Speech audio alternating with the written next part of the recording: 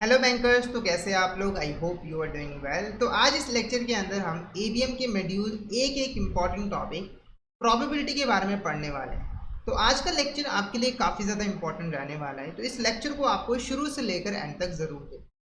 अब फटाफट से बिना किसी देरी के आज के लेक्चर को स्टार्ट करते हैं। तो प्रोबेबिलिटी का पार्ट 1 हमने प्रीवियस लेक्चर के अंदर कवर कर लिया था। अगर आपने वो लेक्चर नहीं देखा है तो उसे जाकर ज़रूर देख लेना। आज इस लेक्चर में हम इसका पार्ट 2 कवर करेंगे और प्रोबेबिलिटी से रिलेटेड कुछ और इंपॉर्टेंट टॉपिक्स को डिटेल में डिस्कस करेंगे। आज का जो हमारा फर्स्ट टॉपिक है वो है probability, addition theorem and corollaries. इस टॉपिक को हम एक सिंपल सी एग्जांपल की हेल्प से समझेंगे। तो मान के चलिए यहाँ पर दो इवेंट है, इवेंट ए और आपका यहाँ पर इवेंट बी। ठीक है, तो पहली जो हमारी एडिशन थ्योरम है जो कि जर्नल रूल है, वो कहता है अगर आपको probability of A union B निकालनी है तो उसके लिए आपको प्रोबेबिलिटी ऑफ ए और प्रोबेबिलिटी ऑफ बी को प्लस करना होगा और उसमें से probability of A intersection B को माइनस करना होगा। Probability of A union B क्या है? तो देखो, ए और बी इवेंट के अकर होने की जो प्रोबेबिलिटी है उसको हम ए यूनियन बी कहते हैं, यानी कि या तो इवेंट ए अकर हो या फिर इवेंट बी अकर हो। इसकी जो प्रोबेबिलिटी होती है वो probability of A union B होती है। अब इसको आप कैसे निकाल सकते हो? पहले ए इवेंट अकर होने की जो प्रोबेबिलिटी है वो कैलकुलेट कीजिए, फिर बी इवेंट होने की जो प्रोबेबिलिटी है वो कैलकुलेट कीजिए, उन दोनों को ऐड कर दीजिए। जैसे मान के चलिए इसकी प्रोबेबिलिटी है 0.5 और इसकी प्रोबेबिलिटी है 0.3। ठीक है, अब ये 0.8 हो गया। अब इसमें से ना दोनों इवेंट के एक साथ अकर होने की जो प्रोबेबिलिटी है, जिसको हम probability of A intersection B कहते हैं, उसको माइनस कर दो। तो मान के चलिए वो है आपका 0.2, माइनस करने पे कितना बचा? 0.6। तो ये बेसिकली क्या है? ए यूनियन बी की प्रोबेबिलिटी, यानी कि या तो ए इवेंट अगर होगा या फिर बी इवेंट अगर होगा, उसकी प्रोबेबिलिटी है 0.6। ठीक है, ये था जर्नल रूल। अब कुछ कॉलरीज की हम यहाँ पर बात करेंगे। ठीक है, तो पहले बात करेंगे पहले कॉलरी की। ये एप्लीकेबल होती है म्यूचुअली एक्सक्लूसिव इवेंट्स के केस में। म्यूचुअली एक्सक्लूसिव इवेंट्स ऐसे इवेंट्स होते हैं जो कि एक साथ कभी भी अकर नहीं हो सकते। जैसे मान के चलिए आपने कॉइन को टॉस किया तो या तो हेड आएगा या फिर टेल आएगा। ये दो इवेंट जो है वो कभी भी एक साथ अकर नहीं हो सकते हैं, तो ये आपका म्यूचुअली एक्सक्लूसिव इवेंट कहलाएगा। तो उस केस में ना जो probability of A union B होती है वो simply probability of A plus probability of B होती है, क्योंकि देखो दोनों इवेंट के एक साथ अकर होने की कोई प्रोबेबिलिटी है ही नहीं। दोनों एक साथ अकर हो ही नहीं सकते, कोई चांस ही नहीं है, वो जीरो है। तो आप simply probability of A plus probability of B निकालोगे तो ये आपका probability of A union B कहलाएगा। उसके बाद कॉलरी 3, ये 3 इवेंट्स के ऊपर एप्लीकेबल होती है। तो देखो जैसे यहाँ पर ये वाला है ना, ये 2 इवेंट्स के केस में, ये 3 इवेंट्स के केस में। तो यहाँ पर आप क्या करोगे? अगर आपको probability of A union B union C निकालना है तो प्रोबेबिलिटी ऑफ ए निकालो, प्रोबेबिलिटी ऑफ बी निकालो, प्रोबेबिलिटी ऑफ सी निकालो, इन तीनों को करो ऐड। इसमें से probability of A intersection B, यानी कि ए और बी के साथ में आने की जो प्रोबेबिलिटी है उसमें से माइनस करो, फिर probability of B intersection C minus करो, फिर probability of A intersection C minus करो, फिर लास्ट में probability of A intersection B intersection C को ऐड यहाँ पे जो है वो कर दो। तो ये सिंपल सा यहाँ पर रूल है। नेक्स्ट कॉलरी जो है वो इवेंट डीकंपोजिशन के साथ डील करता है। इस कॉलरी के अकॉर्डिंग आप प्रोबेबिलिटी ऑफ ए को ना कैलकुलेट कर सकते हो दो म्यूचुअली एक्सक्लूसिव पार्ट्स को ऐड करके उनका सम निकाल कर। ये दो पार्ट्स कौन से हैं? पहला है probability of A intersection B, यानी कि दोनों इवेंट के एक साथ अकर होने की probability plus probability of A intersection B complement, यानी कि ए इवेंट यहाँ पर अकर होगा पर बी इवेंट यहाँ पर अकर जो है वो नहीं होगा। बी कॉम्प्लीमेंट का मतलब है कि बी इवेंट के अकर ना होने की प्रोबेबिलिटी। ठीक है, तो इन दोनों को अगर आप सम कर दोगे ना तो आपका प्रोबेबिलिटी ऑफ ए जो है वो निकल कर आ जाएगा। ठीक है, उसके बाद कॉलरी 4, ये कॉम्प्लीमेंट्री इवेंट के ऊपर जो है वो एप्लीकेबल होता है। देखो अगर आपको किसी भी इवेंट की, जैसे आपको यहाँ पर ए इवेंट है, आपको ये निकालना है कि ए इवेंट के अकर होने ना होने की प्रोबेबिलिटी क्या है। जैसे मान के चलिए आपने एक कॉइन को यहाँ पर जो है वो टॉस किया, आप प्रोबेबिलिटी निकालना चाहते हो कि यहाँ पर हेड नहीं आएगा। हेड मान के चलिए ए इवेंट है, तो यहाँ पर आप क्या निकाल रहे हो? आप ए कॉम्प्लीमेंट निकाल रहे हो कि ए इवेंट अकर ना होने की क्या प्रोबेबिलिटी है, तो वो ए कॉम्प्लीमेंट है। ये कैसे निकलता है? तो 1 में से आप प्रोबेबिलिटी ऑफ ए जो है वो माइनस कर दो। देखो जब भी आप कोई एक्सपेरिमेंट करते हो, जैसे मान के चलिए आपने यहाँ पर कॉइन को टॉस किया, तो आप इवेंट ए निकालना चाहते हो, इवेंट ए है हेड आने की प्रोबेबिलिटी, ठीक है, इवेंट ए, ठीक है। तो देखो या तो हेड आ जाएगा या फिर हेड नहीं आएगा, दो ही सिचुएशन हो सकती है ना। तो प्रोबेबिलिटी ऑफ ए आने की प्लस प्रोबेबिलिटी ऑफ ए ना आने की इज इक्वल टू होता है 1। मतलब मैं आपको बताता हूं कि अगर आप यहां पर, जैसे मैं इसको थोड़ा सा रब कर देता हूं, देखो आपने कॉइन को टॉस किया तो प्रोबेबिलिटी हमेशा 1 के इक्वल होती है। तो आप यहां पर निकालना चाहते हो कि हेड आए, ठीक है। तो देखो हेड आने की प्रोबेबिलिटी और हेड ना आने की जो प्रोबेबिलिटी है वो हमेशा 1 के इक्वल होगी, या तो हेड आ जाएगा या फिर हेड नहीं आएगा, ठीक है। तो अगर आपको ए कॉम्प्लीमेंट निकालना है तो यहां पर आपको प्रोबेबिलिटी ऑफ ए को 1 में से माइनस करना होगा, तो आपका यहाँ पर प्रोबेबिलिटी ऑफ ए कॉम्प्लीमेंट जो है वो निकल कर आ जाएगा। सेम केस बी में भी होता है। उसके बाद आता है आपका यहाँ पर कॉलरी 5। तो कॉलरी 5 यहाँ पर डिफरेंस ऑफ इवेंट्स की बात यहाँ पर की जा रही है। अगर आपको ये निकालना हो कि बताइए कि बी इवेंट के अकर होने की क्या प्रोबेबिलिटी है और ए इवेंट साथ में अकर नहीं होगा, कहने का मतलब क्या है, आपको ये प्रोबेबिलिटी निकालनी है कि बी इवेंट अकर हो और ए इवेंट अकर ना हो। तो वो कैसे निकाल सकते हो, प्रोबेबिलिटी ऑफ बी में से दोनों के एक साथ आने की जो संभावना है उसको माइनस कर दो। जैसे आपकी जो प्रोबेबिलिटी ऑफ बी है उसके दो कंपोनेंट है ना, एक है probability of B plus probability of B into A, ठीक है। तो आपको ये निकालना है कि टोटल बी के आने की क्या प्रोबेबिलिटी है। तो आप प्रोबेबिलिटी ऑफ बी में से जो ये बी इंटरसेक्शन ए है इसको आप यहाँ पर माइनस कर दोगे, तो आप निकाल लोगे कि बी इवेंट अकर होगा पर ए इवेंट अकर जो है वो नहीं होगा, ठीक है। उसके बाद आता है आपका कॉलरी 6।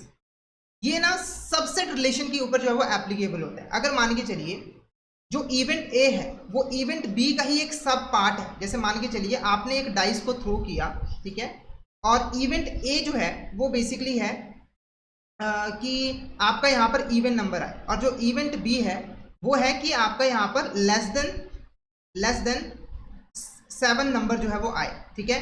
तो ये जो इवेंट ए है ये बेसिकली बी का ही पार्ट है, बी का ही पार्ट है, तो उसके ऊपर ये एप्लीकेबल होगा। तो ये कॉलरी कहता है कि इस कंडीशन के अंदर जो प्रोबेबिलिटी ऑफ ए है जो कि सब पार्ट है प्रोबेबिलिटी ऑफ बी का, वो या उसकी जो प्रोबेबिलिटी ऑफ ए होगी या तो प्रोबेबिलिटी ऑफ बी से कम होगी या फिर उसकी इक्वल होगी, कभी भी उससे ज़्यादा नहीं हो सकती है। यानी कि अगर आप प्रोबेबिलिटी ऑफ ए निकालो, जैसे इवन आने की जो प्रोबेबिलिटी है 3 डिवाइडेड बाई 6, तो ये कितना होगा 2 डिवाइडेड बाई 6, ठीक है। और इसकी प्रोबेबिलिटी कितनी है इवेंट बी की, वो है 1, ठीक है, यहाँ पर 1, ठीक है। तो आप देख सकते हो कि बी की जो प्रोबेबिलिटी है वो ए की प्रोबेबिलिटी से ज़्यादा है। तो ये कॉलरी 6 जो है यहाँ पर बताता है। नेक्स्ट है हमारा यहाँ पर कॉलरी 7। जब हमें ये प्रोबेबिलिटी निकालनी हो कि ना तो ए इवेंट अकर हो ना ही बी इवेंट अकर हो, तो उसकी प्रोबेबिलिटी हम निकाल सकते हैं 1 में से ए इंटरसेक्शन बी की आने की जो प्रोबेबिलिटी है उसको माइनस करके। अगर आप 1 में से probability of A intersection B को माइनस कर दोगे तो आपका यहाँ पर ये वाली जो प्रोबेबिलिटी है वो आ जाएगी, यानी कि A complement intersection B complement, ठीक है। तो आई होप ये जो प्रोबेबिलिटी एडिशन थ्योरम है और जो कॉलरीज है वो आपको अच्छे तरीके से समझ जो है वो आ गई होगी। अगर आपको कोई डाउट आता है तो आप यहाँ पर पूछ सकते हो। अब एडिशन थ्योरम से रिलेटेड कुछ इंपॉर्टेंट क्वेश्चंस हैं जिसको हम यहाँ पर डिस्कस करेंगे। फर्स्ट क्वेश्चन देखो, a single card is drawn at random from a well shuffled standard deck of 52 playing cards. What is the probability that the card drawn is either a heart और a king. तो हमारे पास यहाँ पर 52 cards हैं। इन cards में से हमने एक कार्ड जो है वो ड्रॉ किया है, ठीक है। तो हमें प्रोबेबिलिटी फाइंड आउट करनी है वो कार्ड या तो एक हार्ट हो या फिर यहाँ पर किंग हो, ठीक है। हार्ट आना इवेंट ए है और किंग आना इवेंट बी है।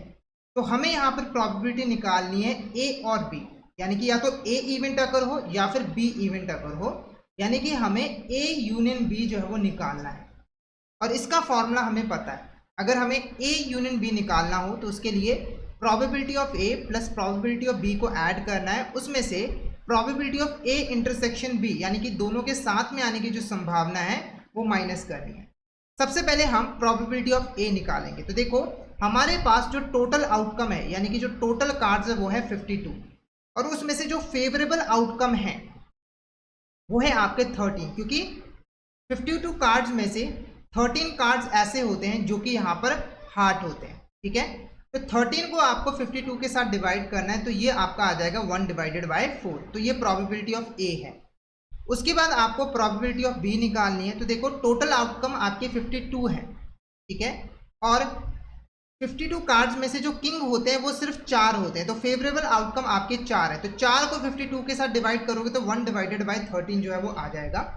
अब आपको निकालना है ए इंटरसेक्शन बी, यानी कि दोनों के साथ में आने की संभावना, ठीक है। तो देखो अगर आप 52 कार्ड्स को देखो, 52 कार्ड्स को देखो, तो उसमें सिर्फ एक ही ऐसा चांस है, एक ही ऐसा चांस है, आउटकम है, जहां पर जो कार्ड होगा वो हार्ट भी होगा और यहाँ पर किंग भी होगा, क्योंकि 52 कार्ड में सिर्फ एक ही कार्ड ऐसा होता है जो कि हार्ट का होता है और किंग का भी होता है, ठीक है।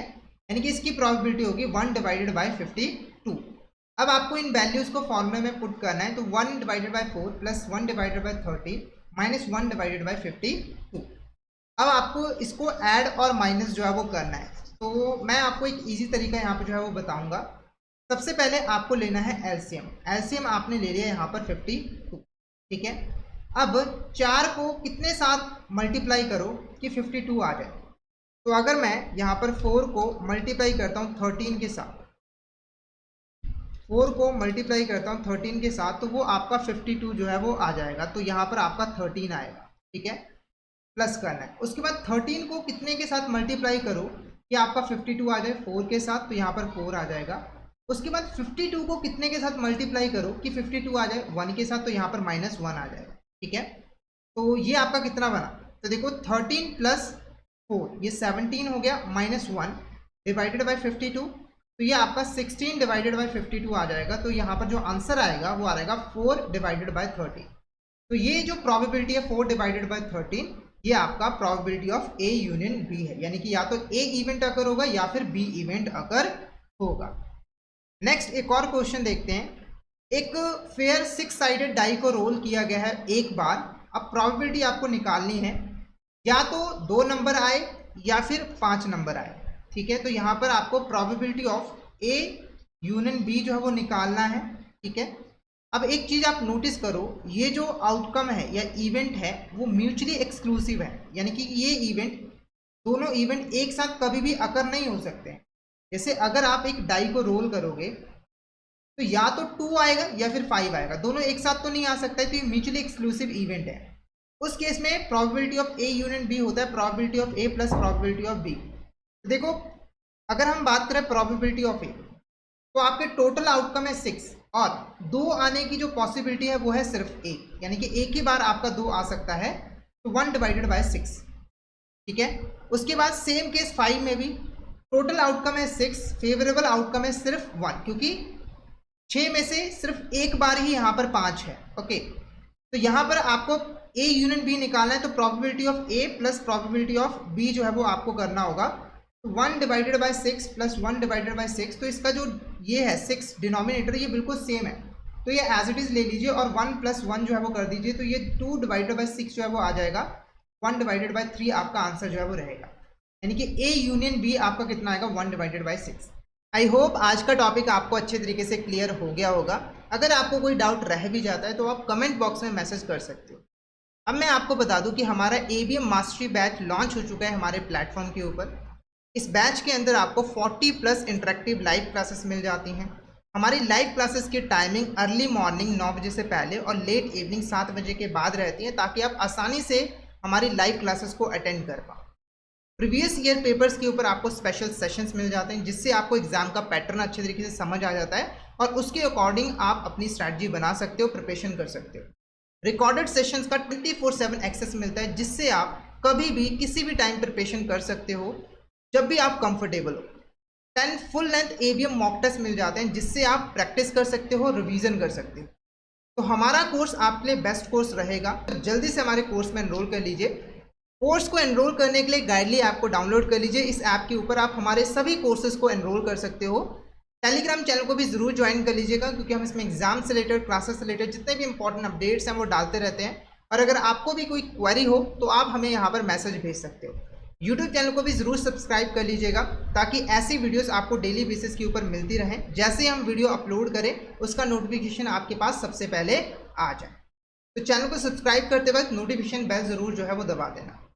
आज की वीडियो आपको कैसी लगी इसके रिगार्डिंग फीडबैक ज़रूर प्रोवाइड करना। आपका फीडबैक हमारे लिए काफ़ी ज़्यादा वैल्यूबल है, तो कमेंट बॉक्स में मैसेज करके बता देना कि आज की वीडियो आपको कैसी लगी। और अगर आज की वीडियो आपको अच्छी लगी तो वीडियो को लाइक कर देना, शेयर कर देना, और ऐसी और वीडियोज़ को देखने के लिए हमारे साथ जुड़े रहना। Thank you so much everyone.